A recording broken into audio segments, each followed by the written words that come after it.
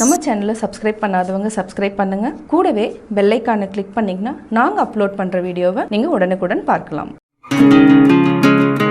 நம்ம செய்ய போகிறது கல்கண்டு பொங்கல். கல்கண்டு பொங்கலுக்கு தேவையான பொருட்கள் 100 கிராம் அளவுக்கு பச்சரிசி எடுத்துருக்கிறேன். இது 20 நிமிஷம் நம்ம சோக் பண்ணி வச்சுக்கலாம். அதாவது நல்லா ஒரு டைம் அலாசிட்டு சோக் பண்ணிக்கலாம். 100 கிராம் அளவுக்கு கல்கண்டு எடுத்துக்கணும். இதுக்கு அதாவது என்னன்னா 75 கிராம்ஸ் பாசிப்பருப்பு. இதை நல்லா வறுத்தரணும். 1/2 லிட்டர் பால் எடுத்துக்கலாம். இப்போ எப்படி செய்கிறதுன்னு சொல்கிறேன். நம்ம பச்சரிசி ஊறிட்டு இருக்கிற டைமில் பாசிப்பருப்பை வறுத்துக்கலாம். இது 75 கிராம்ஸ் எடுத்துருக்குறோம். இதை நல்லா வறுத்துக்கலாம். பாசிப்பருப்பை வாசம் வர வரைக்கும் நல்லா வறுத்துட்டோம். பார்த்திங்கன்னா நல்லா பொன்னிறமாயிடுச்சு. இப்போ இதை எடுத்துக்கலாம். இதை நம்ம குக்கருக்கு மாற்றிக்கலாம். பாசிப்பருப்பை நல்லா வறுத்துட்டோம். இது ஒரே ஒரு டைம் நல்லா அலசிக்கலாம். அதுக்கப்புறம் நம்ம ட்ரிங்கிங் வாட்டரை ஆட் பண்ணிக்கலாம். 100 கிராம் அளவுக்கு நம்ம பச்சரிசி ஊற வச்சுருக்கிறோம். இதையும் ஆட் பண்ணிக்கலாம்.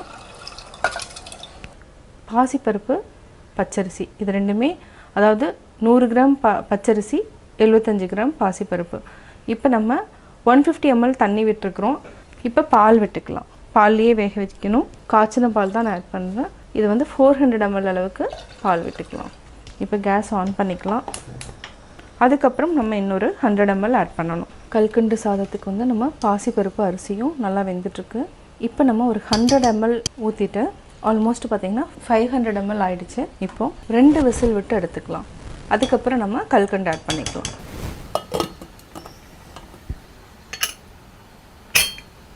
Few moments later.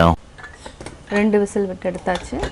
அதாவது பாசிப்பருப்பு, பால், பச்சரிசி இது மூணும் நல்லா வெந்துடுச்சு. பால் கூட வேக வச்சுருக்கிறோம். அதாவது பச்சரிசியும் பாசிப்பருப்பும் இது நல்லா கொலைய விட்டுக்கலாம்.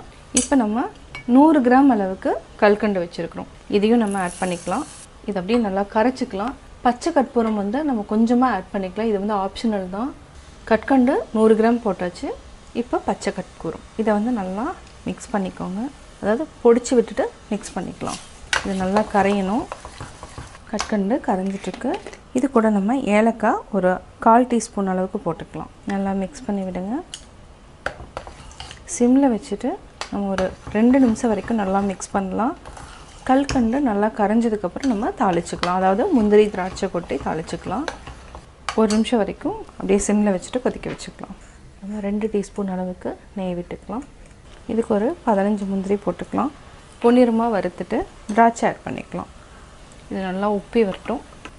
நம்ம கல்கண்டு பொங்கல் கூட ஆட் பண்ணிக்கலாம். நல்லா மிக்ஸ் பண்ணிக்கலாம். இப்போ நம்ம வேறு பாத்திரத்தில் மாற்றிக்கலாம். கல்கண்டு பொங்கல் ரெடி.